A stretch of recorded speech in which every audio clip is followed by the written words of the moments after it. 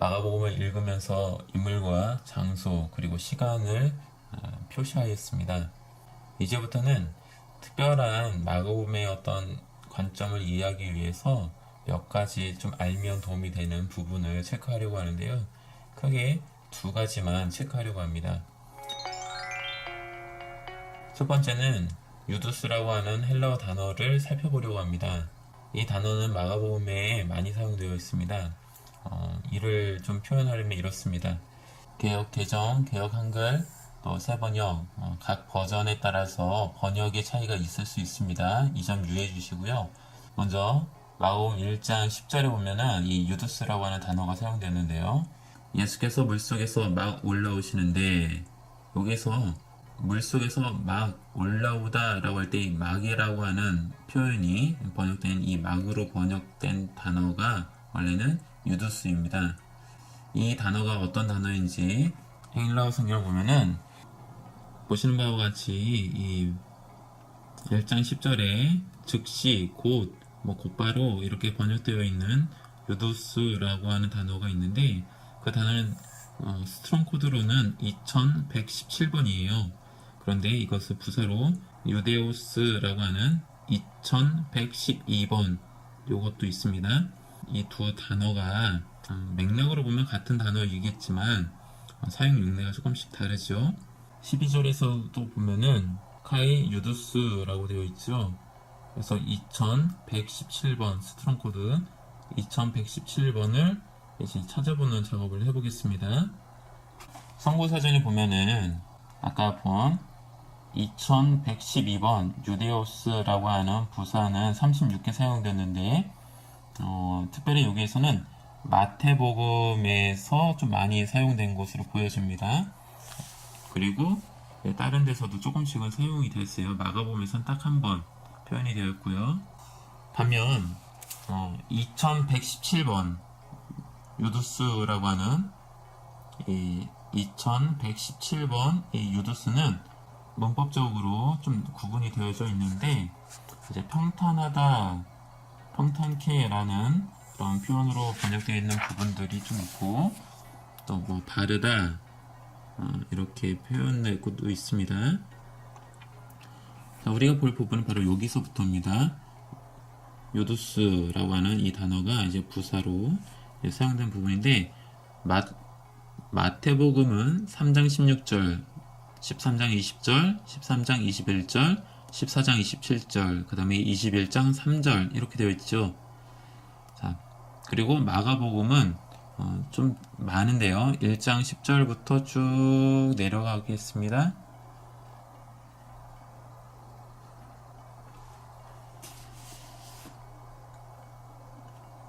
네, 여기까지. 마가복음은 이렇게 좀 많이 있습니다. 반면 누가복음에서는 6장 49절, 요한복음에서는 13장 30절, 또 32절, 19장 34절 이렇게 세 군데 사용되었고 사도행전에서는 10장 16절 이렇게 한 번 사용됐네요. 우리가 생각해 볼 수 있는 것은 유두스라고 하는 단어가 왜 마가복음에서 이렇게 많이 사용되었을까요? 그것이 무엇을 표현하고자 하는 것일까요? 그럼 한번 생각해 보시면 좋을 것 같습니다. 왜 유두스라는 단어를 다른 복음서들은 그렇게 많이 사용하지 않는 것에 비해 마가복음은 많이 사용할까요? 생각해 보시면은 예수님의 이야기를 같은 예수님의 이야기를 말하고 있어요. 그런데 같은 내용을 말하는데 이 마가복음을 기록한 마가는 의도적으로 유두스라는 단어를 사용할 만한 곳들마다 빈번하게 사용하고 있어요. 왜 이렇게 표현할까? 이것을 이제 우리가 성경을 통해서 또 한번 찾아보는 작업을 해보면 더 좋을 것 같습니다.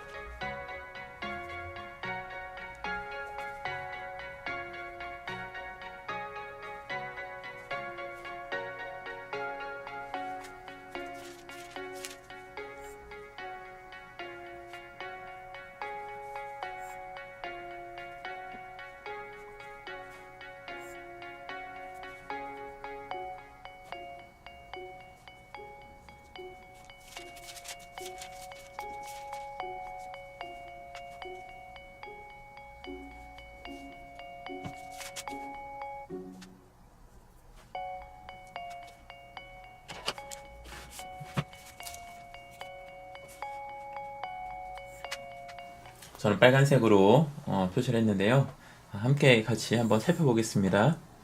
마가복음 1장 10절에서 예수께서 물속에서 막 올라오시는데 여기서 막이라는 단어가 이제 유두스라고 하는 단어이고요.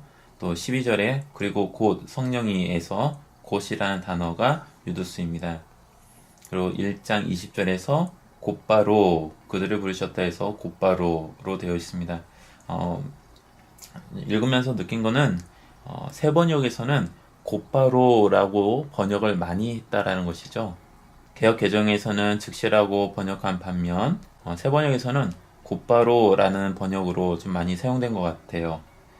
자, 20절에 곧바로 그들을 부르셨다 해서 곧바로, 또 21절에서 그들은 가버나움으로 들어갔다. 예수께서 안식일에 곧바로 회당에 들어가셔.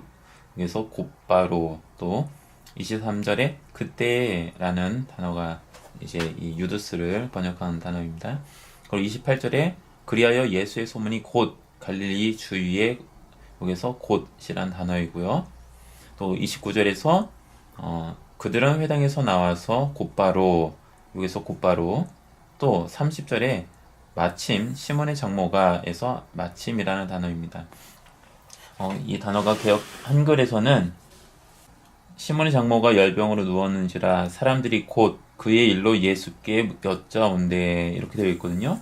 근데 여기서는 문법상으로 보면은 마침이란 단어가 시몬의 장모가 열병으로 누워 있었는데 마침 사람들은 그 사정을 예수께 말씀드렸다, 이렇게 되어야 될 것 같은데 개역 한글에서는 그렇게 되어 있죠. 근데 세 번역에서는 이 단어가 앞으로 나와서 번역이 되었습니다. 그러고 보니까 좀 궁금하네요. 한번 찾아볼게요. 1장 30절 같은 경우에는 이제 헬라어 성경으로 본다면은 요 부분이 시몬의 장모가 누웠는지라, 열병으로 누웠는지라, 그리고 곧 유두스, 이렇게 해서 사람들이 이렇게 쭉 이어지는 것을 보게 돼요. 이 본문은 헬라 성경에서는 이렇게 되어 있습니다. 유두스가 어디에 사용되었냐면은 앞 구절 다음과 뒷구절로 나뉜다면은 중간에 카이로 접속사가 되어 있고 유두스가 그 가운데 그 다음으로 나옵니다. 접속사 카이가 있고 그 다음에 유두스가 나옵니다. 어떻게 보면은 개역 한글 버전이나 개역 개정 버전이 좀 더 맞는 것 같기도 하고요. 예, 번역은 이렇게 할 수도 있고 저렇게 할 수도 있습니다. 어쨌든 여기에도 이제 유두스라는 단어를 사용하고 있다는 점만 그냥 생각해보면 좋을 것 같습니다. 자, 넘어가서 1장 42절 곧 나병이 그에게서 떠나고 해서 곧, 또 43절에서 예수께서 단단히 이르시고 곧 그를, 여기서 곧, 요 두 곳은 곧이라고 번역을 했네요. 또 2장 8절입니다. 2장 8절에서 예수께서 그들이 속으로 이렇게 생각하는 것을 곧바로 마음으로 알아채시고, 여기서 곧바로라는 단어가 이 단어고요. 또 12절에서 그러자 중풍병 환자가 일어나 곧바로 모든 사람이 보는 앞에서, 여기서 곧바로라고 번역한 곳들이 많이 있습니다. 세 번역의 경우는 곧바로라고 번역한 경우들이 많이 있습니다. 또 3장 6절에서 보면 3장 6절에서 그러자 바리새파 사람들은 바깥으로 나가서 곧바로 헤롯 당원들과 함께 예수를 없앨 모의를 하였다. 그래서 곧바로가 되어 있고요. 4장 5절에서 또 더러는 흙이 많지 않은 돌짝밭에 떨어지니 흙이 깊지 않으므로 싹은 곧 나왔지만, 여기서 곧으로 번역되었습니다. 또 15절부터 15절, 16절, 17절에 되어 있는데 길가에 뿌려지는 것들이란 이런 사람들이다. 그들에게 말씀이 뿌려질 때에 그들이 말씀을 듣기는 하지만 곧바로 사탄이 와서 그들에게 뿌려진 그 말씀을 빼앗아 간다. 여기서 곧바로가 있고요. 돌짝밭에 뿌려지는 것들이란 이런 사람들이다. 그들은 말씀을 들으면 곧 기쁘게 받아들이긴 하지만, 여기서 곧 17절 그들 속에 뿌리가 없어서 오래 가지 못하고 그 말씀 때문에 환란이나 박해가 일어나면 곧 걸려 넘어진다. 여기서 곧이 있습니다. 또 29절에 열매가 익으면 곧 낫을 된다. 여기서 곧이 있고요. 5장 2절 예수께서 배에서 내리시니 곧 악한 귀신 들린 사람 하나가 무덤 사이에서 나와서 예수와 만났다. 여기서 곧이란 단어가 있습니다. 자, 5장 29절에서 그래서 곧 출혈의 근원이 마르니 그 여자는 몸이 나은 것을 느꼈다. 30절에서 예수께서는 곧 자기에게서 능력이 나간 것을 몸으로 느끼시고 무리 가운데서 돌아와서서 누가 내 옷에 손을 대었느냐 하고 물으셨다. 자, 42절, 5장 42절인데요. 그러자 소녀는 곧 일어나서 걸어 다녔다. 소녀의 나이는 12살이었다. 사람들은 크게 놀랐다. 42절에서는 유두스라고 하는 단어가 2번 사용되었습니다.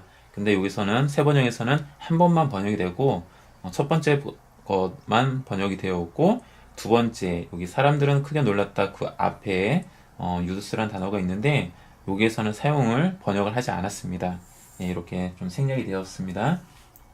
또 6장 25절 소녀는 급히 왕의 6장 25절 소녀는 급히 왕에게로 돌아와서 청하였다.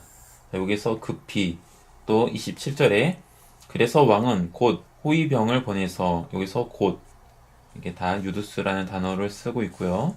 또 45절에서 예수께서는 곧 제자들을 재촉하여 배에 태워 45절에서 예수께서는 곧 제자들을 재촉하여 여기서 곧이란 단어를 쓰고 있죠.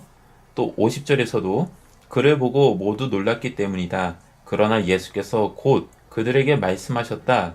여기서 곧이란 단어가 있습니다.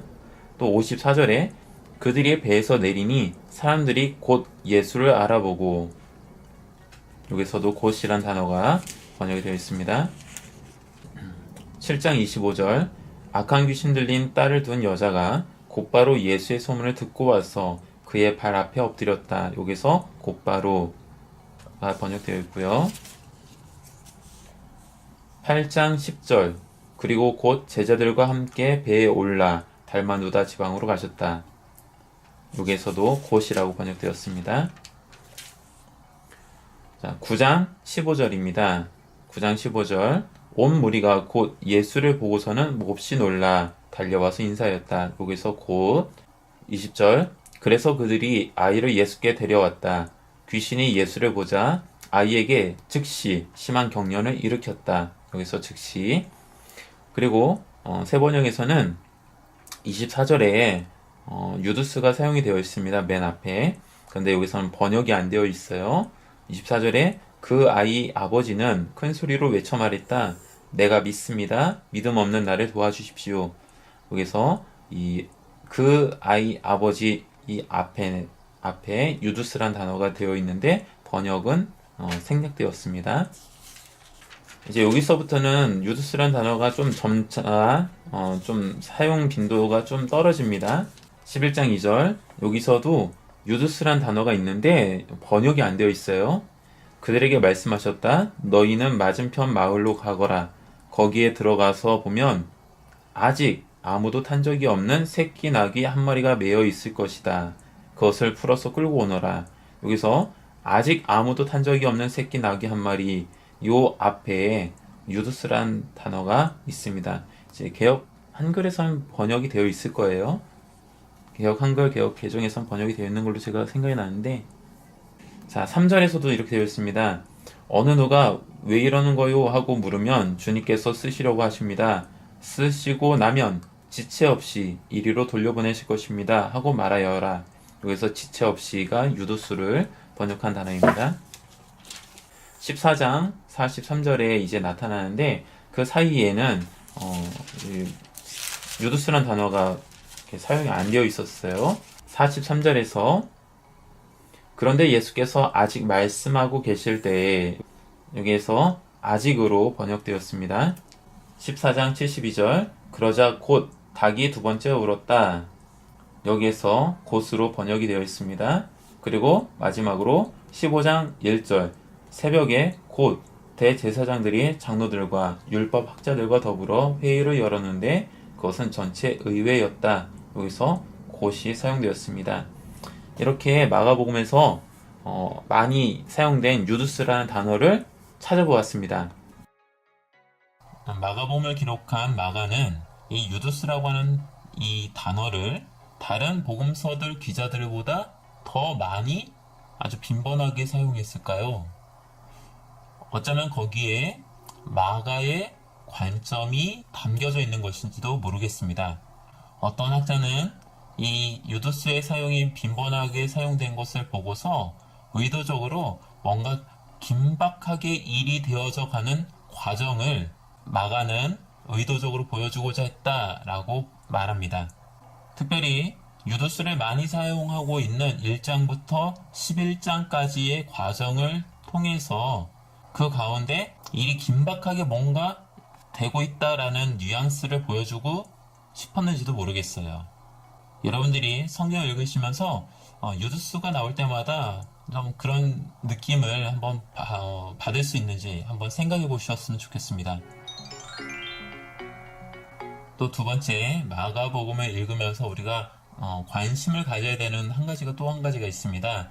그것은 성경에 딱 표시는 하지 않겠습니다. 왜냐하면 너무 표시할 것들이 많기 때문에 복잡해질 것 같아서 표시는 하지 않겠지만 여러분들이 좀 적어 놓으시면 좋을 것 같아요. 이 표지에다가 적어 놓으셔도 좋을 것 같습니다. 제자도 마가는 이 마가복음을 읽게 될 그 원독자, 이 마가복음서를 맨 처음 읽게 될 사람들에게 뭔가 특별한 메시지를 주고 싶었습니다. 그리고 그 메시지의 가장 큰 주제 중에 하나, 그러니까 이 주제가 전부라는 것은 아니고요. 그 주제 중에 하나는 바로 제자도입니다. 특별히 마가복음은 제자도에 대한 모습을 보여주고 있는데 제가 말하기보다 여러분들이 읽으면서 마가복음을 읽어가면서 마가복음은 제자를 어떤 사람이라고 표현하는가, 제자는 어떤 사람인가, 이것을 한번 생각해 보시면 좋을 것 같습니다. 그것이 마가복음서를 읽는 또 하나의 재미입니다. 이렇듯 우리는 마가복음을 읽으면서 인물, 장소, 시간, 그리고 유두스라고 하는 특별한 단어를 우리는 생각해 볼 수 있습니다. 그리고 또 하나 관점인데 제자도라는 주제가 여기에 또 담겨져 있습니다. 물론 이런 관점들보다 우선하는 것이 있습니다. 바로 1장 1절에 나와 있는 내용이에요. 하나님의 아들 예수 그리스도의 복음의 시작은 이러하다. 즉 마가복음서는 그 기록 목적이 예수님의 복음에 대하여 말하려고 하는 의도를 가지고 기록되었다라는 것입니다. 이것이 가장 중요한 목적이죠. 마가는 예수 그리스도의 복음을 설명하고 있습니다. 근데 그 설명을 어떻게 설명하는가?